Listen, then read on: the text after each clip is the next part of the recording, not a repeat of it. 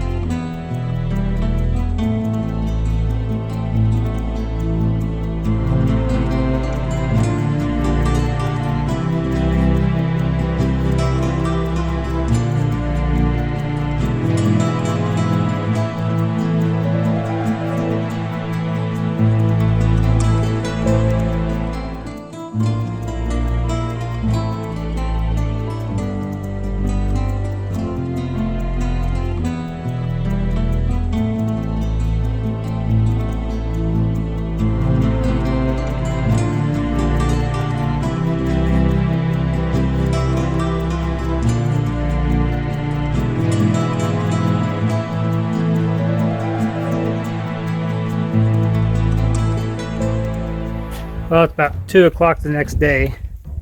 I got a little sidetracked this morning.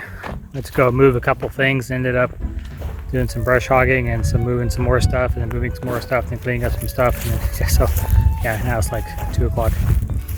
But I will say that our trusses turned out really nice. Looks pretty stinking good up in there. Can't get up high to show you across the top, but it's straight as can be. There's one weird one over here that kind of sticks up a little bit, but not that big of a deal. I'll figure it out when I get to it and start sheeting. And I've got the skid steer loaded up and ready to go. So hopefully today I can get all the supports on, at least half of it sheeted, if not all of it.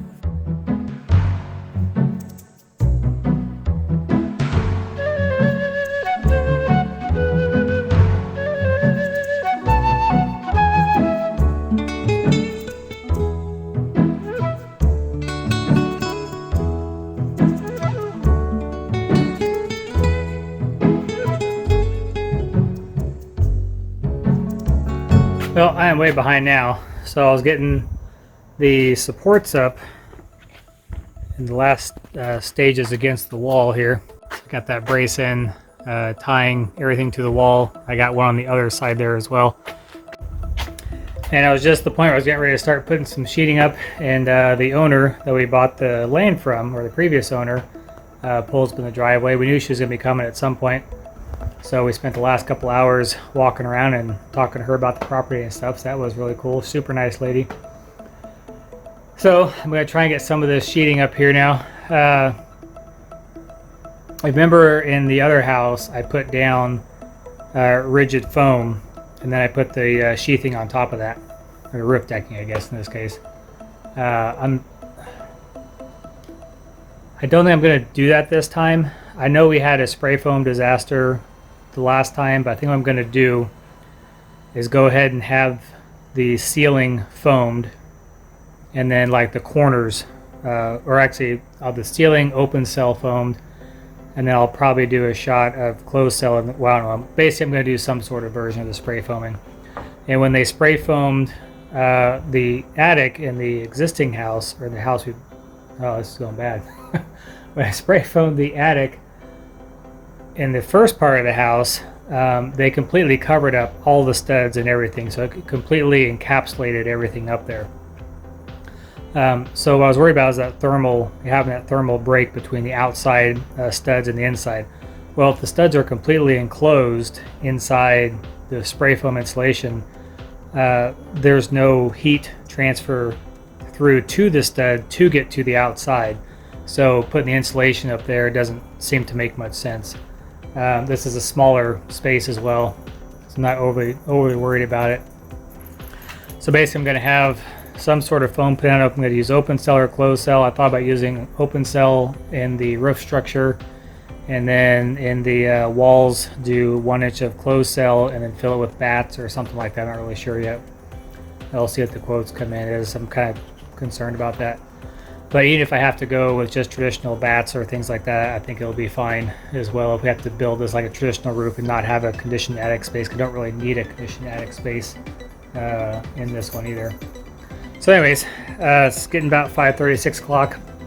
I've got a good hour and a half of sun left. So I'm going to try and get some of that roof decking up there. And hope I can get one side. Getting it lined is up the hardest part. Once you get it lined up, then it goes pretty quick. It's going to be nice in the winter. I'm so close to the solar panels. I can just hop up there and clean them off. If I ever do build the deck extension, over there, I'll be able to get onto it really easy. So I got pretty much the whole, east side done, except for the end, because I still have to put my overhangs on. So I'm framing this a little bit different than I did the main house. Remember I did Monopoly framing on there, and then I added the overhangs after the fact. And that caused a little bit of issue, especially up on that one right there. You can't really see it anywhere else, but that was the worst one. I'm almost out of nails again. And you're not supposed to start at the top, but I was up here. I had the sheets already here and ready to go, so I figured why not.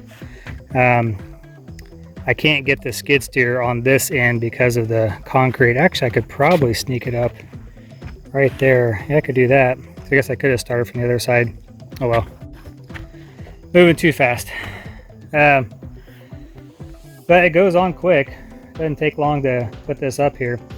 I'm a little undecided on using the zip tape because last time on the roof it just leaked like crazy. It took some time before we got the shingles on, and it was just dripping all over the place and caused me some real concerns. So I talked about liquid flashing everything, and that's a possibility. Or I need to get a hold of roofers and find out exactly when they're going to be out of here. Because if I paper it up on those, I haven't sighted, or I haven't put any whatever you call it, siding on those yet, and that just has paper over it. I've got big openings cut out behind it where we're going to put vents and things, which we've had the vents, we just don't have those up yet either. And those haven't leaked at all. It's just amazing how well it works. So if anything, I may go ahead and just put the paper down, go ahead and tape it, put the paper down, and if it takes a little longer to get out here, that should be okay. But went on pretty smooth, and everything's nice and sturdy now. So tomorrow I'll work on sheathing all the way up to the top there and get my flies in, and then I'll go ahead and get as much as I can done on here. I shifted this over one because I want to have this piece wrap around. So when I get the mono trusses done, which will run out from here, this piece will join this seam, or it will cross all the way over and attach. So this will be a nice sturdy corner. And so I hope to get all the way down to there and then sheeted fairly soon. Decked sheathing, whatever, you know what I'm talking about. Oh, I don't know if you can see or not. You can see all my white paint marks. See if I can get down here without falling. Walk slowly. So you can see all those white paint marks. Remember I was building the trusses, I said how I'll shoot paint on there, so make sure they all go in the right direction, don't get anything turned around backwards. And so far, man, the roof is just straight as can be. And you look down here and it's just perfect. No complaints. So making my own trusses has worked out pretty darn good so far. Okay, now I can clean up and go inside. Okay, I'm back. I just had an awesome idea. This is gonna be cool. So when I was building the cupolas way up there, I had the thought, I said, man, I should put a hose bib up in there so that I could wash off the solar panels if need be. Well, guess what's right on the other side of that wall? Right here is the girls' bathroom. And there's a void that comes all the way up to the ceiling. Actually, the bathroom's way up here. I could put a hose bib right through that wall, a frost-proof hose bib sticking out right there, and then I would have water right here.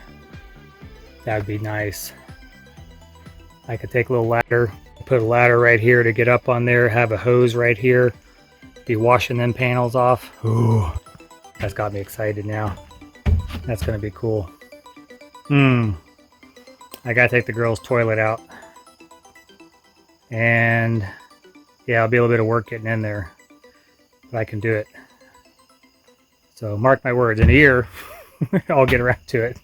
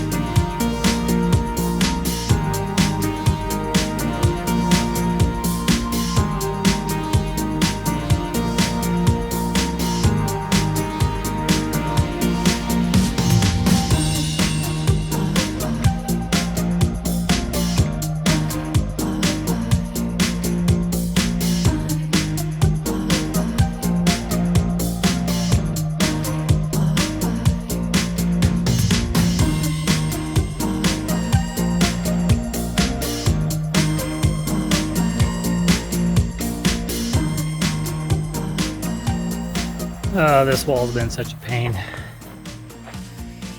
I'm going to go ahead and start putting blocks in and then blocking out the pieces so I can put the end fascia board on, or just the, I don't know what I can call it.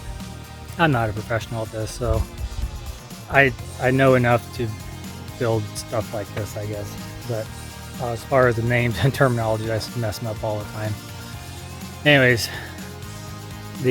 not the trim fascia, but the fascia board behind it, I don't know what it's called. So I gotta put that on, and that'll just be, I'm just gonna use a 1x6. Next step's to cut a bunch of blocks and get them up there.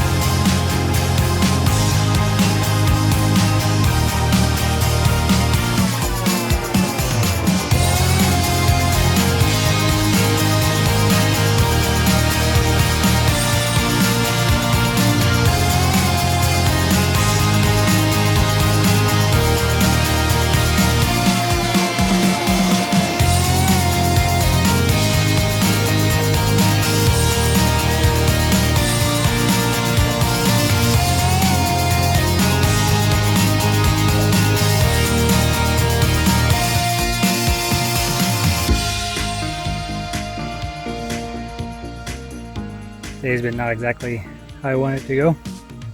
I was hoping to have everything decked here and be on to build mono trusses. But as you can see, I haven't gotten any more decking on either side. Straightening the wall, trying to get this all done up, and then decided to go ahead and put the soffits on because I kind of have to. I'm not doing monopoly framing. I've got to wrap the decking over, clear out, which is a better way to do it anyways. And I kind of changed my mind a few times on doing flies, which would have gone back and attached to that truss and come all the way out. Couldn't figure out how to make that work in my head, so I went back to a ladder soffit. So a lot of times I'll build these on the ground, but because this wall just didn't seem right to me, I went ahead and building it in pieces, and then come to find out it's only a 16th off. So I could have built it on the ground, it would have been fine. But yeah, so everything's just been aggravating today. But I've got 5 more pieces to put up, and then the 2 fascia boards, and then I can get back to decking, I think. Yeah. So I know I went over this when I did the main house, but I'll go over it again real quick. So the string line here, it's sitting on top right now on that one, and then so I can line all these up and make sure they're level across. But prior to that, I had it sitting on the outer edge. So it was running from here on the bottom to the outer edge of the one on the top, and then down to the outer edge of the one on the bottom. And I went through and measured from the string line back to every single one, and that's where I saw that I was only a 16th off. So on that side I was 16th off, on these 3 or 4, and on these 5 I'm off a 16th, which means that the wall is in a 16th, which you're not going to notice anyways, but I went ahead and cut them all a little bit extra. Now I'm putting these pieces on, and then to make sure that they are all level going up, I put the string up on the top of that one and then on the top of that one, so that when I put these in I can make sure they're level this way. So yeah, real pain in the butt. But I've got, what, like I said, 5 more to do and get the fascia boards on, and then I don't know if I'm going to put the trim boards. I don't have a whole lot of the trim boards, but I should probably get those up to make sure my decking goes out beyond that.